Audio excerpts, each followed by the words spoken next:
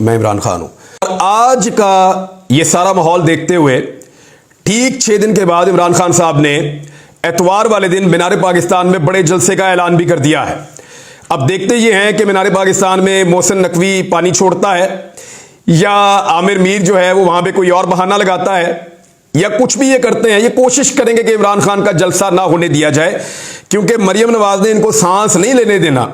और फिर आपको पता है ना, सहूलतकार एस्टेब्लिशमेंट उनकी तो जान पे बनी हुई है कि अगर इमरान खान मकबूल होगा तो वो गैर मकबूल होंगे।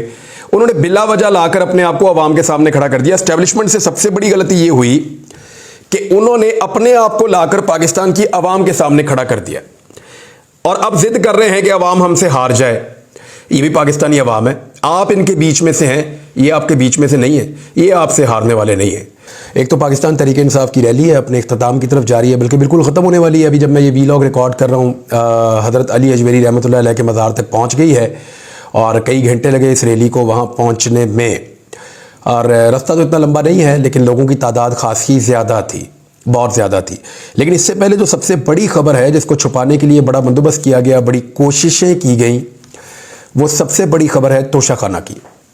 तोशाखाना के अंदर से जिन लोगों के मुंह से झाग निकलती थी, वो लोग जो छलांगे मारते थे, वो लोग जिनको देख के टेलीविज़न पे ऐसा लगता था कि इनको हार्ट अटैक आ जाएगा, ये पाकिस्तान के तोशाखाना से सामान निकलने की वजह से या इमरान खान ने जो घड़ी वड़ी ली उसकी वजह से ये इतने दिल बर्दाश्त हैं कि कहीं खुदकुशी करके अपनी नासी ना काट लें ब्लेड से, ऐसा लगता था। ख़ास तौर पे कुछ सहाफ़ी जो है उनके तो चेहरे बिगड़ जाते थे, बड़ी तकलीफ़ उनके सीनों में हमें महसूस होती थी।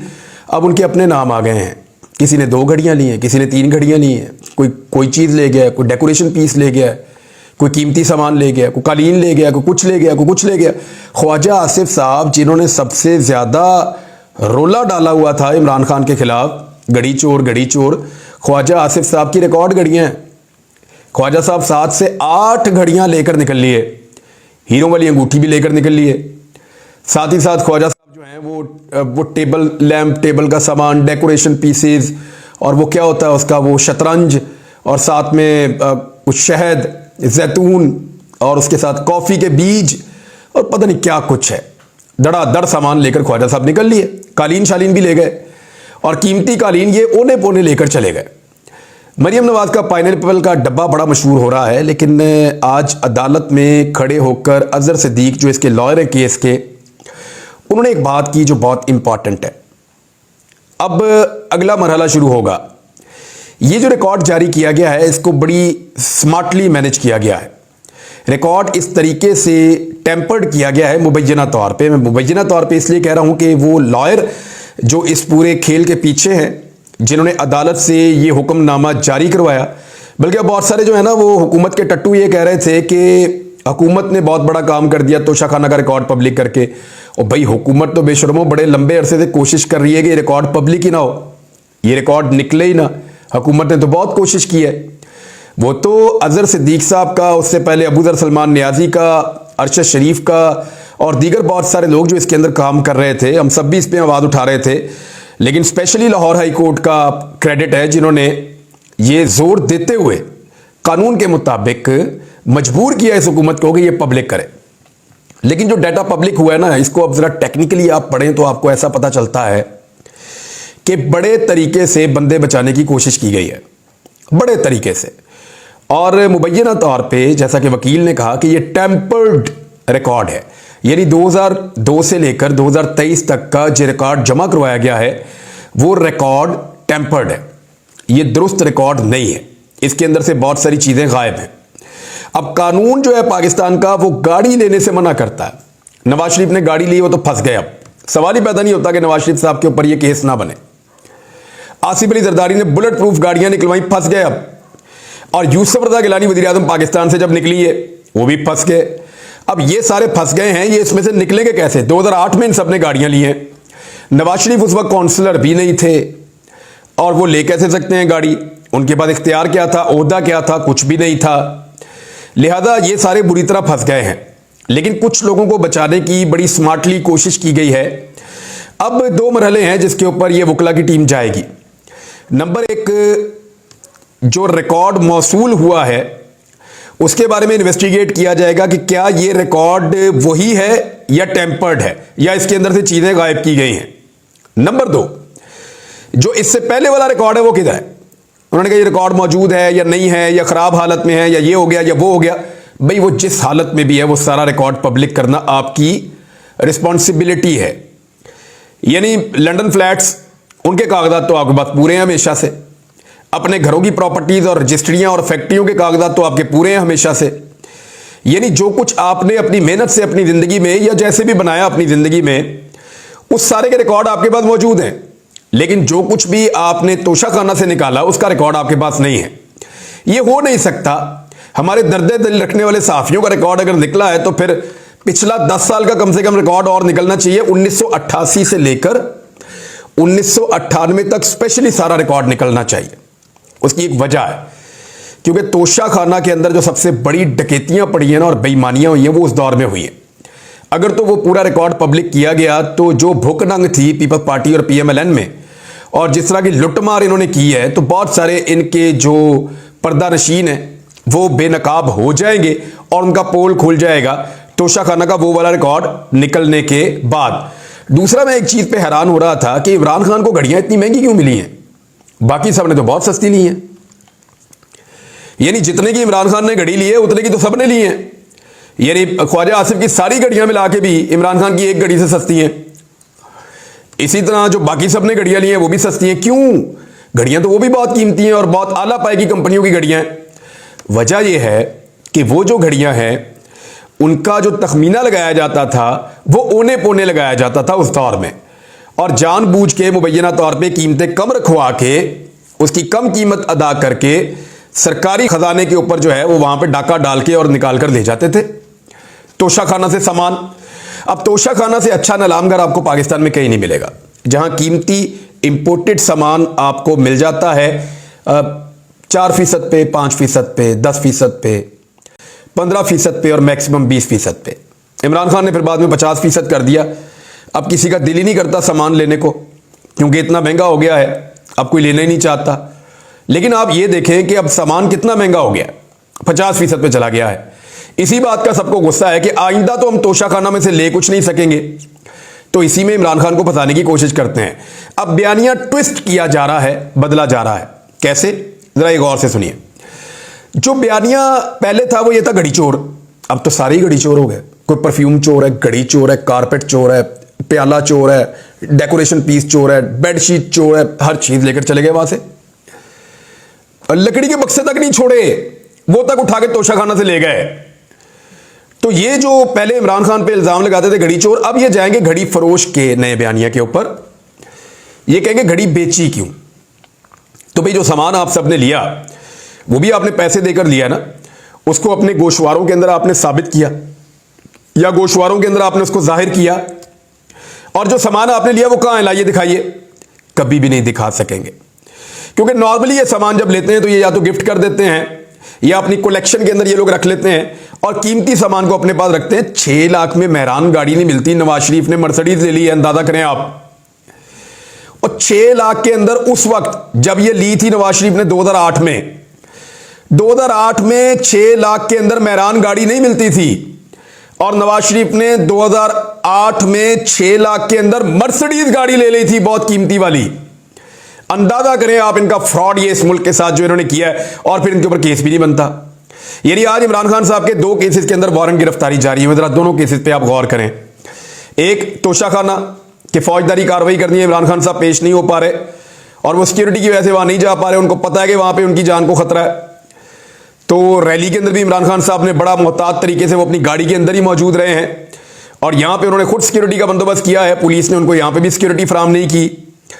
तो बात यह है कि तोशाखाना के मामले में जो फौजदारी कार्रवाई है उसमें अब तो पूरा मुल्क ही तोशाखाना के अंदर नंगा हो गया। लेकिन इमरान खान के वारंट गिरफ्तारी जो है नाकाबिले जमानत जारी कर दिए गए हैं। ये 29 मार्च को पुलिस ने कहा, जी पुलिस को कहा गया कि लेकर आओ इमरान खान को। दूसरी खबर यह है कि जो सेशन कोर्ट के जज का नाम लेकर इमरान खान साहब ने जुमला बोला था, तो उसको धमकी करार दिया गया था, जिसपे इमरान खान साहब अदालत में गए। जज साहबा मौजूद नहीं थी। इमरान खान साहब ने वहां पे जाकर कहा कि जज साहबा आए तो उनको ज़रूर बताया जाए कि मैं आया था और उनकी दिलादारी हुई मेरे जुमलों से, तो मैं मादरत करने आया था। ये इमरान खान साहब को निज़ाम ने मजबूर किया और उन्होंने जाकर ये भी कर दिया।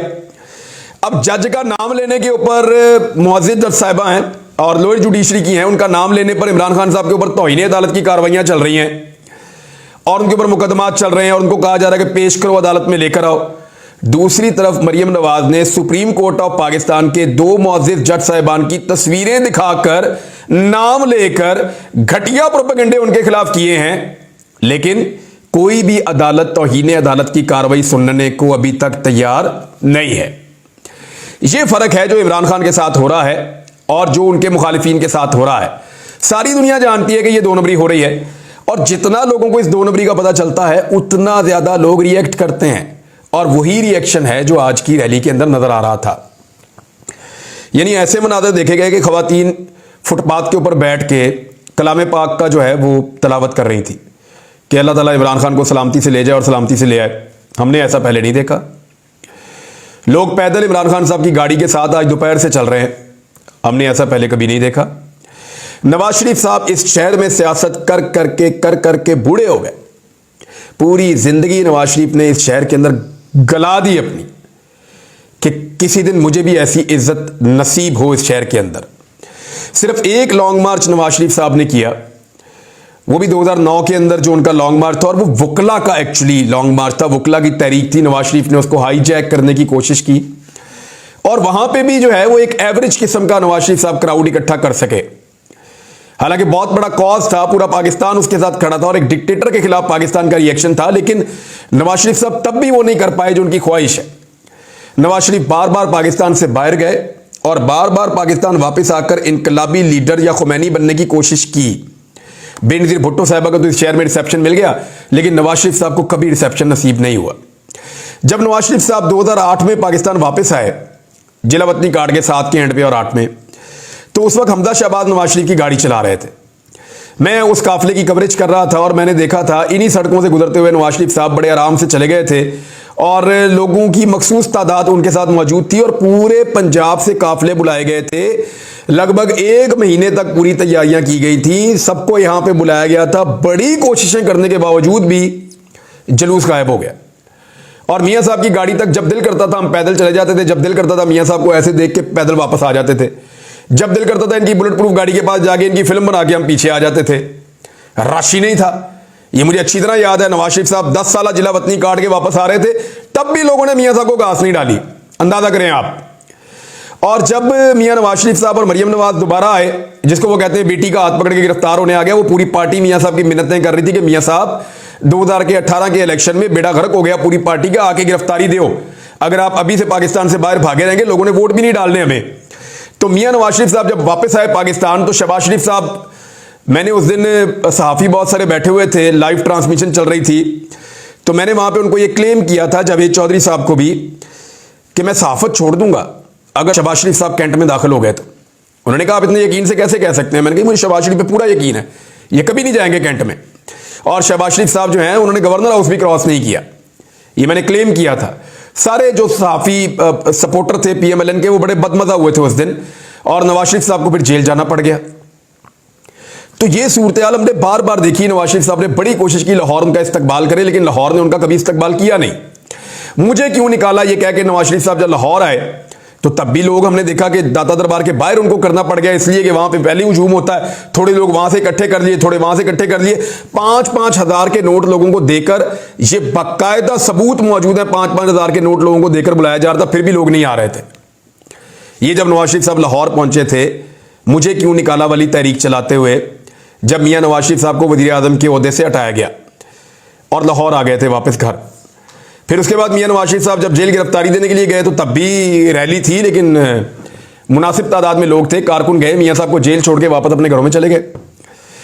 आज इमरान खान साहब ने 24 घंटे में वो करके दिखाया है जो नवाज शरीफ साहब कई महीनों की तैयारियों के बावजूद लाहौर में नहीं कर पाते हैं। ये तकलीफ तो मियां नवाज शरीफ साहब के साथ रहेगी। और उनकी बेटी ने कुछ तस्वीर जो है वो शेयर करने की कोशिश की है।